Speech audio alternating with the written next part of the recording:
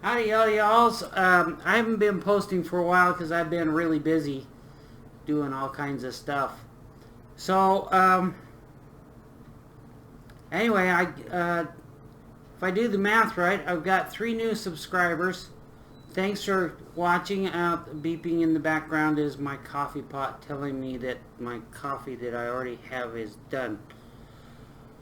So, I haven't been posting for a while because I've been busy worrying about trying to save all of my material belongings and stuff from being taken away by the state. So I've been trying to take care of everything else. But the purpose of this video is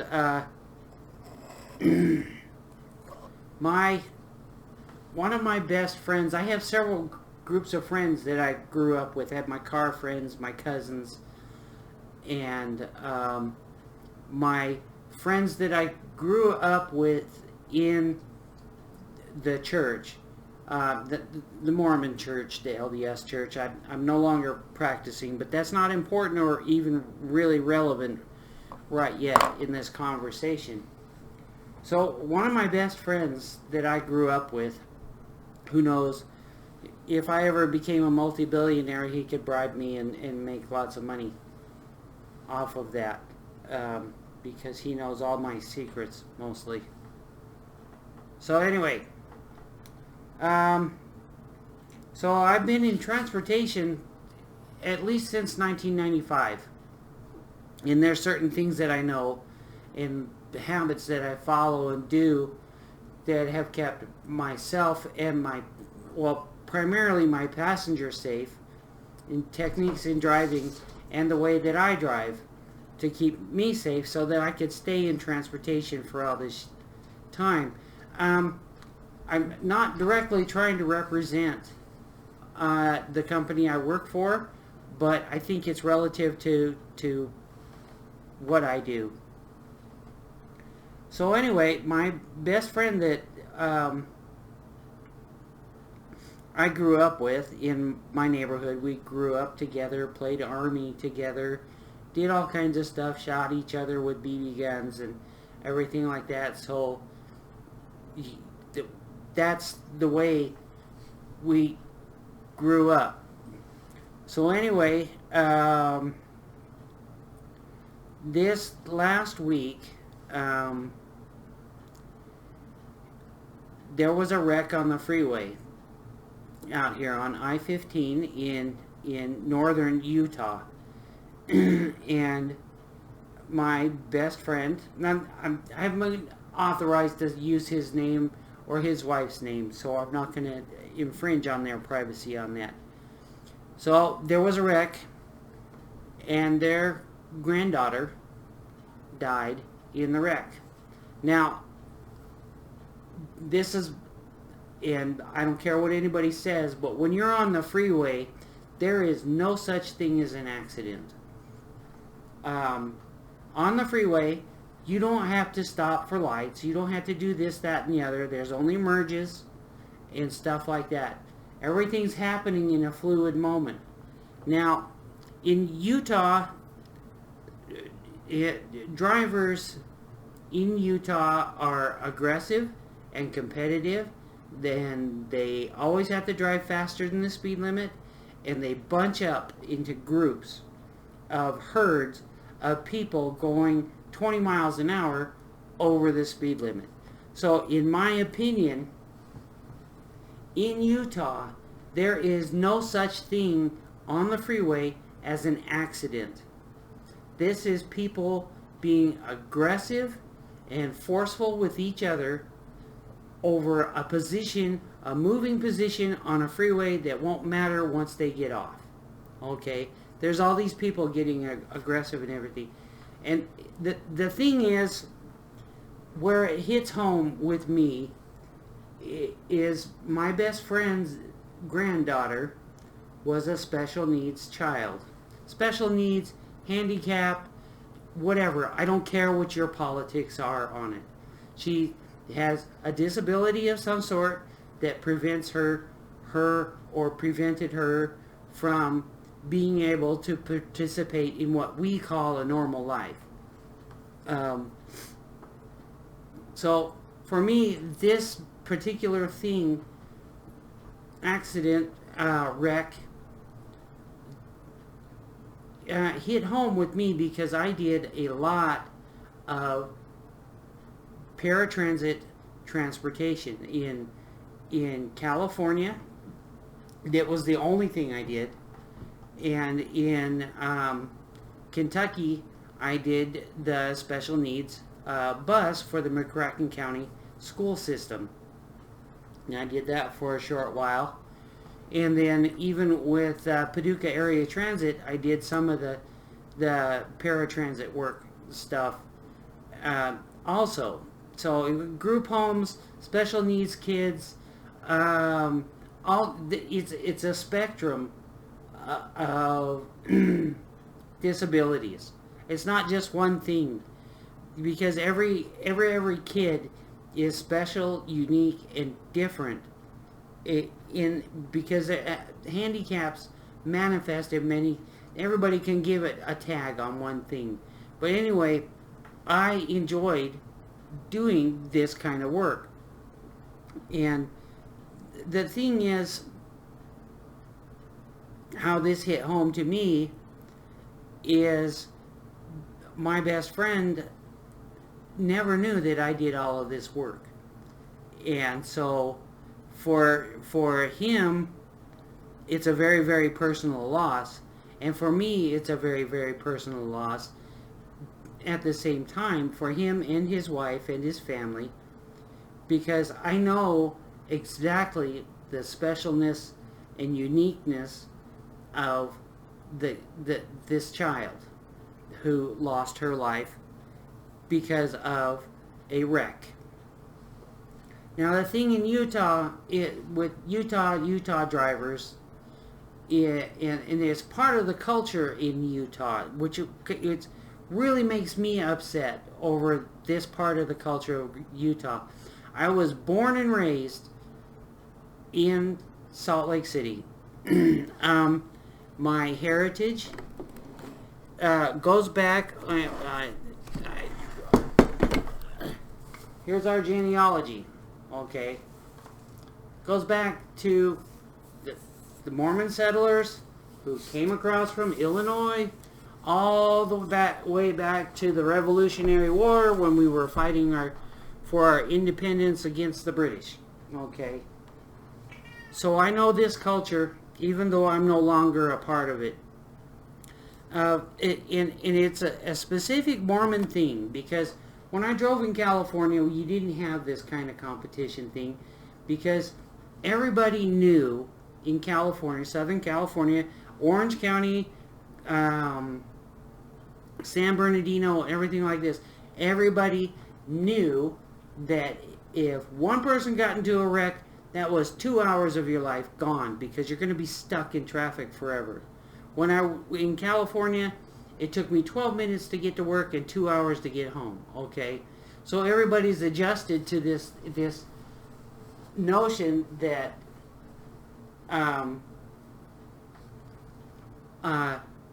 we're all in this together. Now, when I was in Kentucky, it's way different. The people are, I don't care if you call them rednecks. You know what? Some of them are proud to be rednecks. And now I'm proud to be affiliated with the people from Western Kentucky, even though I'm not a Kentuckian. But anyway, the thing with Utah, and I'm addressing this directly because I have no authority in the church or anything like that. So with the first presidency of the church, I am making a suggestion, not because I have any power or anything, but you need to contact your Order of the 70, and you need to contact down to the stake presidencies and the wards and all of this stuff. Because the Mormon culture, which, I mean, it's good in a lot of ways, which brings up strong children. But here's the thing. there is a strong element of fit and culture and competition and winning and being first, and I understand the purpose, but here's the thing: on the freeway, there's a Japanese proverb. Forgive me if I get it wrong, but a man away from home has no honor. So you have these people all flying down the freeway. The speed limit's 70, and everybody's going 80 and 85, and they're tailgating each other. And it's crazy nuts.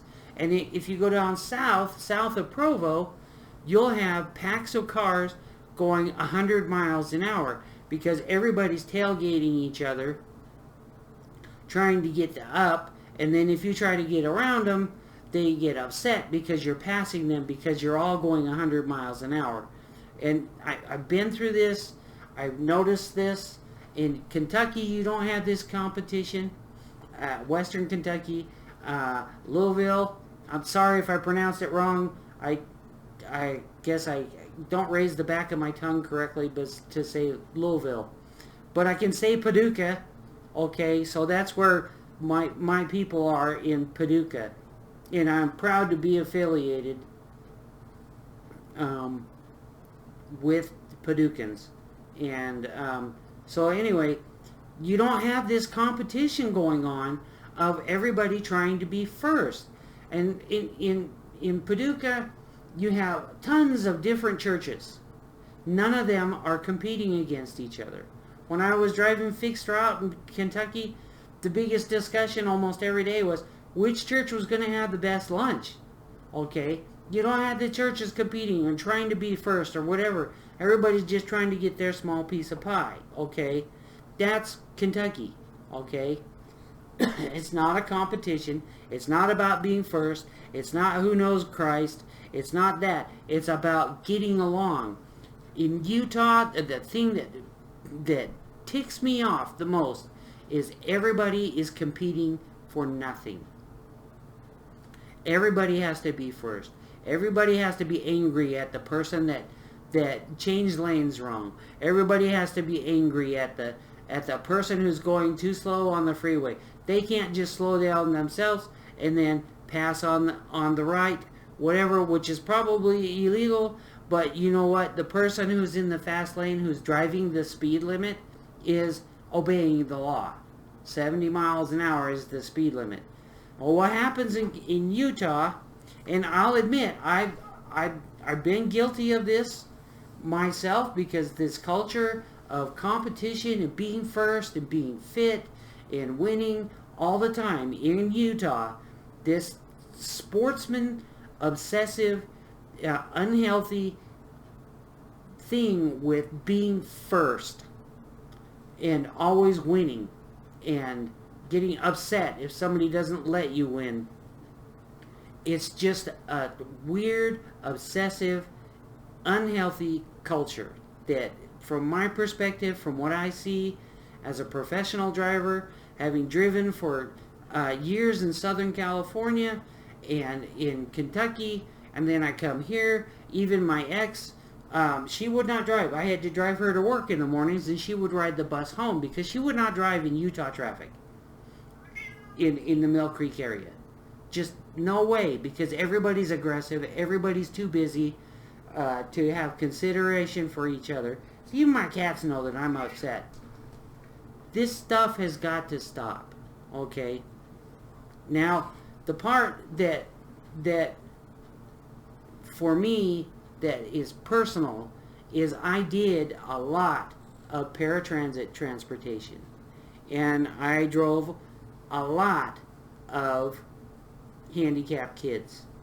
And so the part that hits home is I know exactly how unique this child was, who died in a car wreck, which didn't need to happen. Now, I know in paratransit, okay, on a paratransit bus, now I didn't always do everything according to the rules because it's for insurance purposes to protect the company, but not necessarily the safest way to load people. But I'll tell you what, on a paratransit bus, the absolute minimum time to hook up all 4 restraints and make sure that the wheelchair is secured, the absolute minimum is 5 minutes per chair. 4 hookups. I don't care what anybody says. I don't care if you think you're the hoochie coochie of kowtow, okay? You cannot safely hook up a chair safely faster than that. That's including the lift and everything. 5 minutes is the minimum. I don't care. If you're not being scheduled to have 5 minutes to hook up each chair, that's a scheduling problem. Now, on fixed route buses, the absolute minimum, because you don't have a lift that you have to operate, the absolute minimum to hook up all four hookups on a wheelchair, electric chair, whatever, I don't care, is 3 minutes. Because you don't have to do all this other stuff, because of the lift on a paratransit bus is completely different. The absolute minimum, 3 minutes. Okay. Now, with regard to paratransit kids and work program kids and stuff like that, all of these kids, in my experience, all of these kids is a unique child. He's not like bread and butter Joe. The differences between them is greater than the differences between you and me or your neighbor or anything like that. These kids, some of these kids are in constant pain their entire life. Some of them have frustrations that they have to deal with their entire life. Things that they can't do their entire life. They all, 99.999% of them, are happy kids. They have a great sense of humor. They respond well to humor. They respond well to love. They respond well to attention. And they're unique because they've been brought up in a safe environment. And it's too bad that so-called normal people actually have more psychotic problems than these kids. These kids are well adjusted amongst each other. They change relationships with because I've done this so long. You'll see kids go through relationships, boyfriend, girlfriend, with so-and-so one week, and then in so-and-so the next week, and so in the other, and they kind of rotate around being either not liking each other, not hating each other, because they all have to get along, they all know each other, they're all attached to their social group. And I'll tell you what, these kids, these so-called special kids, special needs kids, are better socially adjusted with each other than all y'alls who think you're normal. Because I've seen this in Utah. It's the worst in Utah. You guys are the least patient with each other in almost every circumstance. You go around being hostile toward people who you don't know because you've never associated with them. You have a problem communicating with them, and it just creates this atmosphere of hostility. And I'll tell you, driving the buses, the fixed route buses, and I might get fired for this.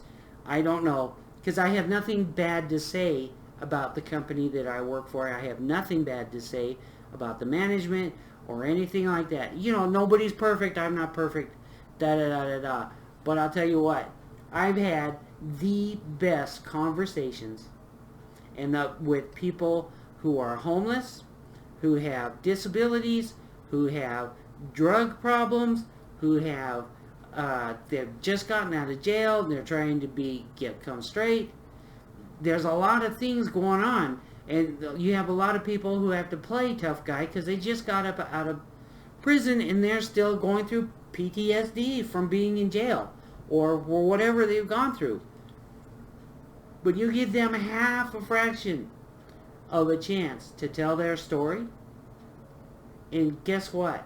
We're all pretty much the same. With the special needs kids, they accept all of each other's disabilities. They make fun of each other with their disabilities. There's no such thing as being politically correct. They take whatever comes to them with c'est la guerre. Such is war. That's just the way it is. Okay? I can't change me, you can't change you, but let's get along because we're in the same boat together. And I'm not talking about peace, love, and flowers. I'm talking about the LDS Church is 70% of the population of Utah. Okay?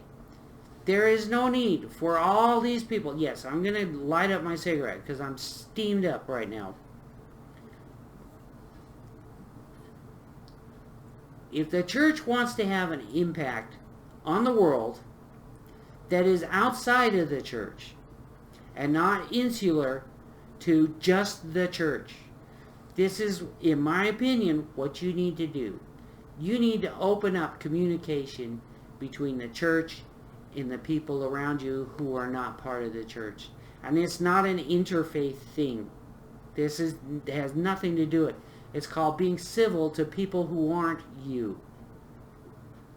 All you have to do is make space on the freeway. All you have to do, let the person in. All you have to do is slow down.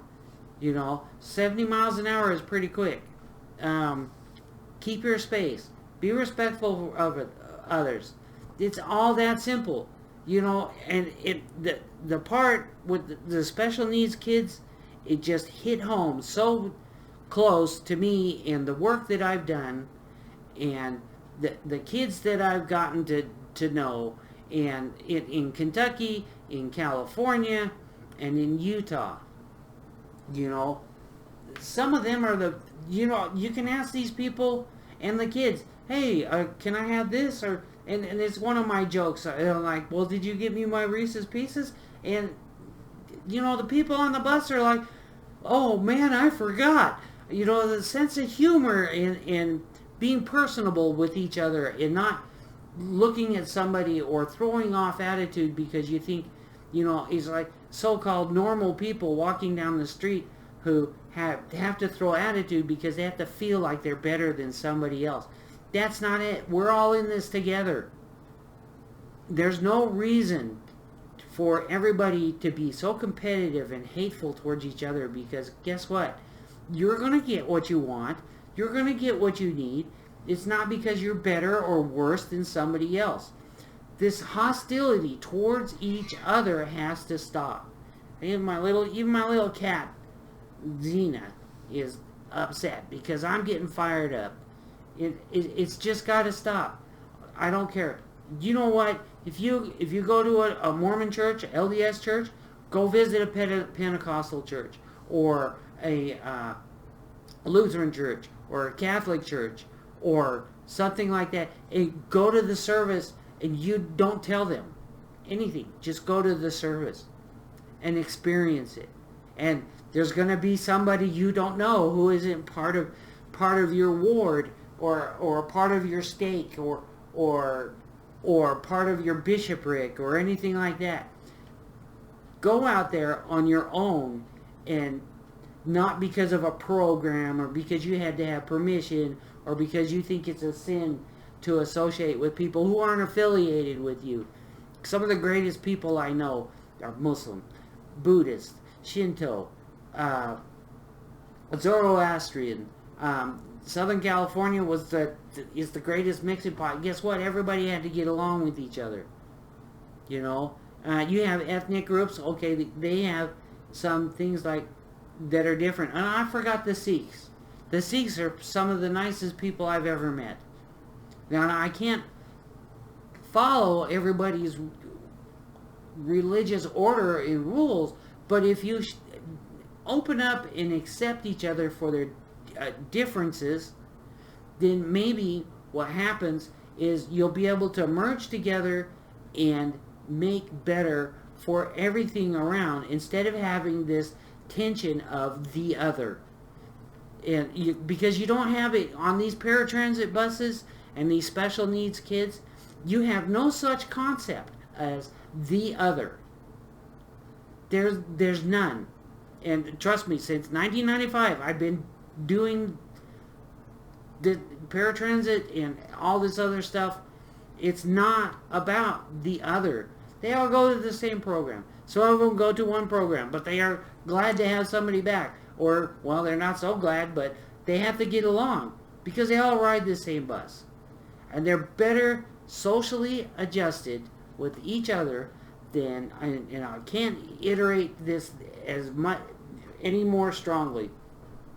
They are better adjusted with each other than you people who think you're normal are with everybody else around you. It has nothing to do, being well socially adjusted has everything to do with how well you can deal or communicate or be around a stranger and have a conversation without it being political or literally religious or anything. Have a conversation about banjo, your bike, or all of this stuff in your little club or your group or something like that.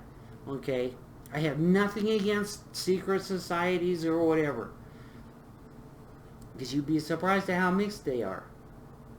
Not that I know, but this hostility that the tension that runs in Utah and in Ogden and Salt Lake City, and Brigham doesn't have this for some reason.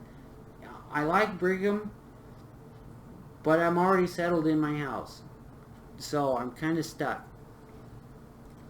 But in Provo, I haven't spent any time in Provo, so I don't know what Provo is like. But Salt Lake City, you have all these like burgs. That's the only way I can explain it. What it is you have these little cloistered areas that are centered around a church, and then you have another church, the same religion, and they compete against each other in sports, or intramural, whatever, this, that, and the other.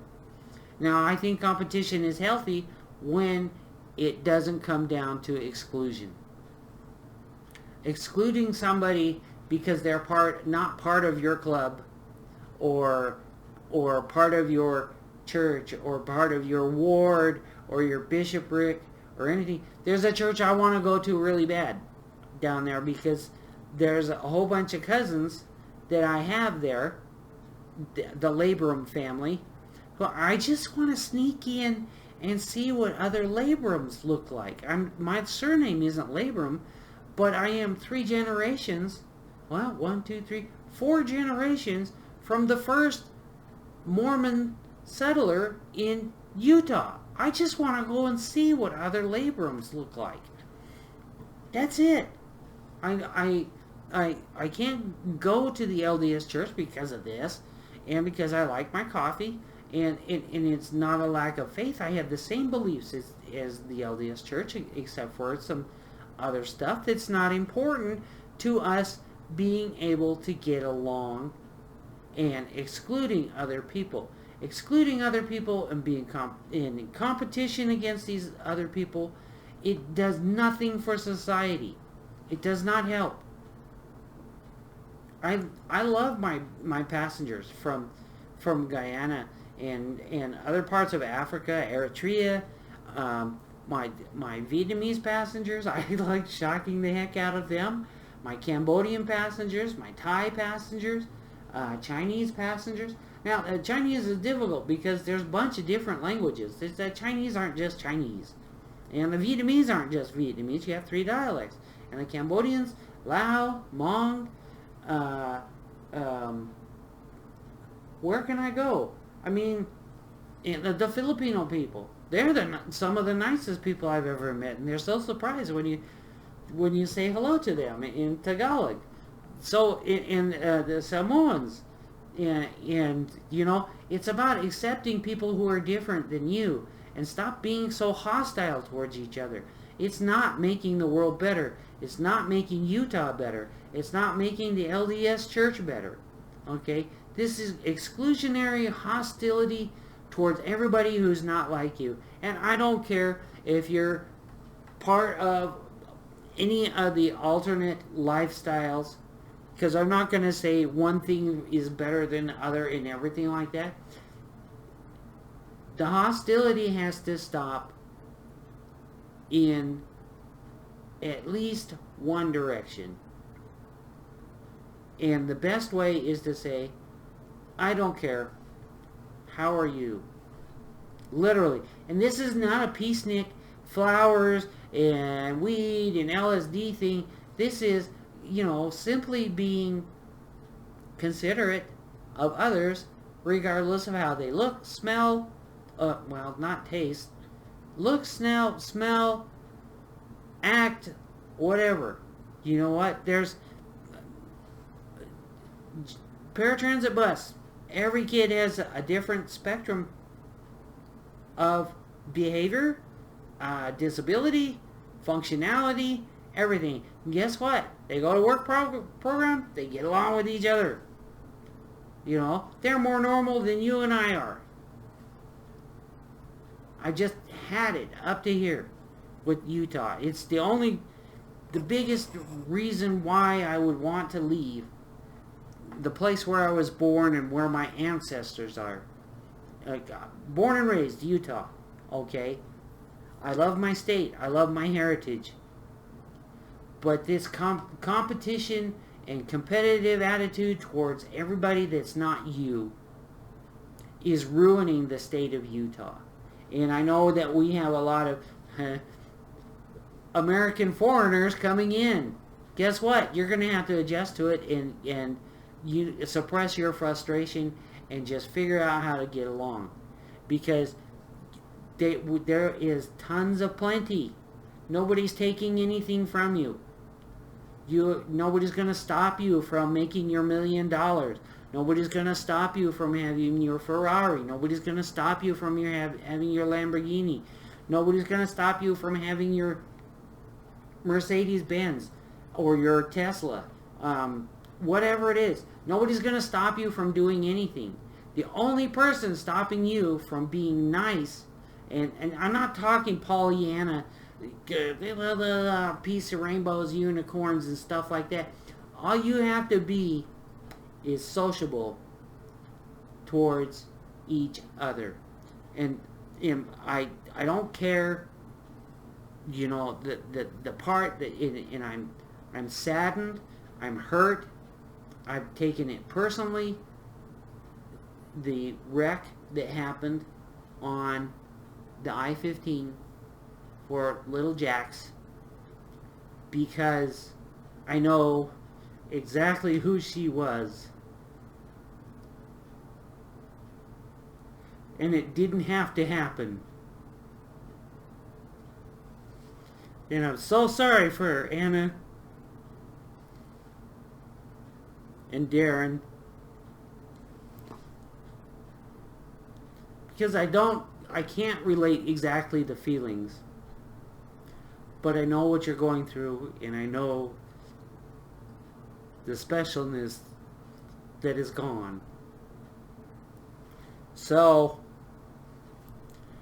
anyway, that's my rant, and I apologize to everybody, but it just hit home and made me so angry, and I'm a professional driver, so I can't get mad at people on the bus or react differently or anything like that. I'm in control of that.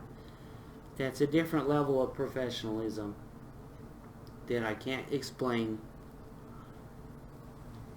But all y'all really, really need to get your crap together here in Utah. And you know what? It's not about competing, about being first in line on a freeway. Okay? It's not about bullying somebody because you're stuck behind them on the freeway. Okay? You're going to make it home. You know, if you don't drive like an idiot, if you're not trying to intimidate somebody, if you're not switching lanes all over the place, if you're not driving with your brights on just because you're frustrated with the person in front of you who isn't doing exactly what you want. Guess what? That person doesn't know you. And your actions only cause a reaction from somebody else. And that's it. And a life has been lost. A special life. A unique life. We're all unique. Now I'm calling on the church, the LDS church. But just go down from the top to the bottom. You guys need to start accepting everybody who's different than yourselves. They might not believe what you believe. They might not be exalted when they get to heaven. But guess what? We're exalted right here. This is our test. Being alive here. And how we get along with each other. And it doesn't matter if the person's not your group. It doesn't matter if a person's Lutheran, Catholic, Buddhist, I Ching, I don't care. Zoroastrian, it doesn't matter. The test is not winning. It's about how well you get along with others. And that's it. I do this every day on the bus. I get along with people from the full spectrum of life. Crazy, batty crazy, loony, whatever. There's a way to communicate with them and not make them upset. It's not that hard. There's people that smell different than you, and this, that, and the other that are different than you. And you know what? The only way you're going to get along is if you learn to accept the differences between you and other people. And stop being so hostile towards each other. There's no point to it. You're not going to win anything. You're not going to get a brass button. Anything.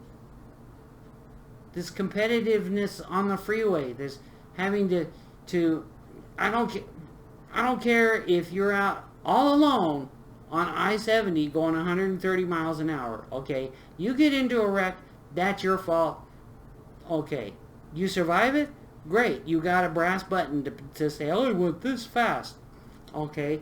And it's not being about Molly, driving super slow or anything like that. It's called having consideration for others. Not everybody has your driving skill. Not everybody has your whatever. Who cares? What you think about yourself doesn't matter. Okay? Because the other people in those cars, they don't know your name. They don't know who you are. They don't know where you live or anything like that. You're purely anonymous asshole. Okay? Now, you get into a wreck. Whatever caused that wreck, that person's going to have to live with that for the rest of their lives. I don't care if they think they're guilty or not. They're going to have to figure that out. And depending upon which version of heaven you go to, you're going to have to explain your actions. Maybe you're going to come back as a grub. Maybe you're going to come back as a butterfly. Maybe you're going to come back as a cat poop. Who knows? The thing that's important is that we are here now, and we all need to get along with each other because it's not getting better. And to mark time, Russia and the Ukraine are at war with each other, which could potentially explode into something else. I don't have anything against China. I'm not interested in their internal politics. At one time I wanted to go visit China to see, but I don't think I would be welcome anymore. There's all kinds of things that are ruined by politics and people not liking or being accepting of the differences between normal people, so-called you people that think you're normal. I know I'm not normal, mostly. So,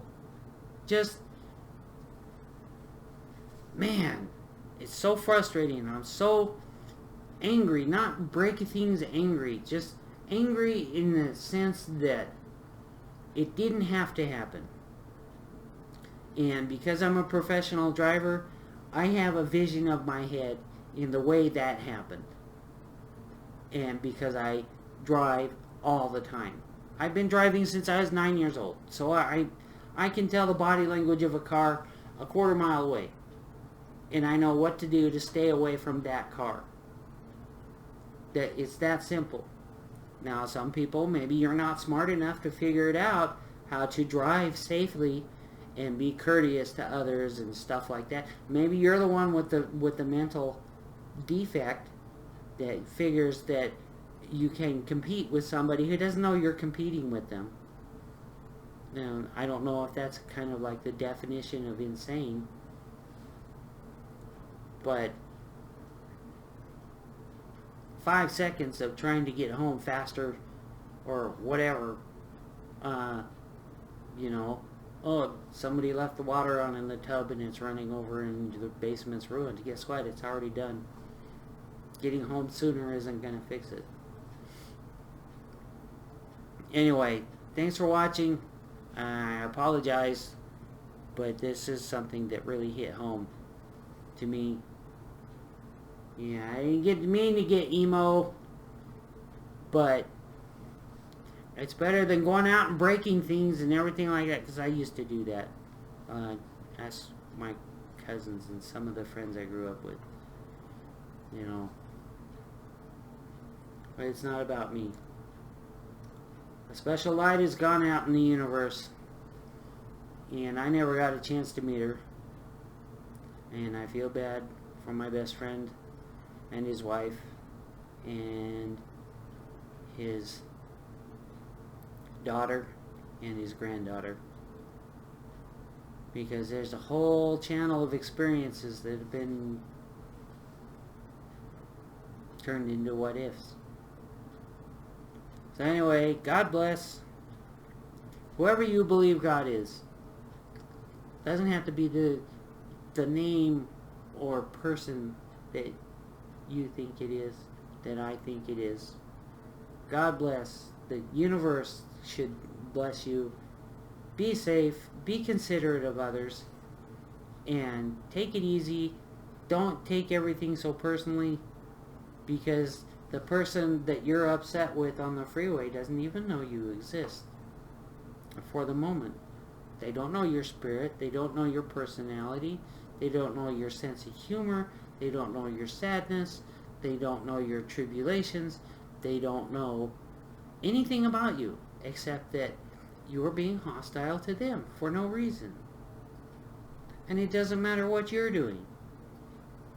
Are you trying to get back at somebody else who doesn't even know you're competing with them? Okay? So God bless. Whatever your beliefs or acceptance is, your lifestyle, I don't care about your lifestyle. I don't care what drugs you're taking. I don't care what meditations you do or anything like that. This is a place we are set here at this time, at this moment, as a test to see how we can get along with each other. It's not about competing. If you care so much about somebody having something that you don't have, then the problem is with you. It's not with them, because they don't even know. And that's what it comes down to. The only universe that you control is your own universe. And if you're unhappy in your own universe, there's no reason why you have to make everybody else miserable. Because I know lots of miserable people who aren't trying to, who've lost everything, living on the street, dirty, stinky blankets, barely surviving, looking in garbage cans for food. I meet these people, they are miserable. And guess what? They are the first people to sit still and have a meaningful conversation with. All y'all need to start learning how to figure out how to get along with each other. I'm not perfect. I'm not a saint. There are some people I would rather not talk to. There are some people who have given me grief. And, well, I've had to handle it. Not fist fights or anything like that. There's other ways to do it.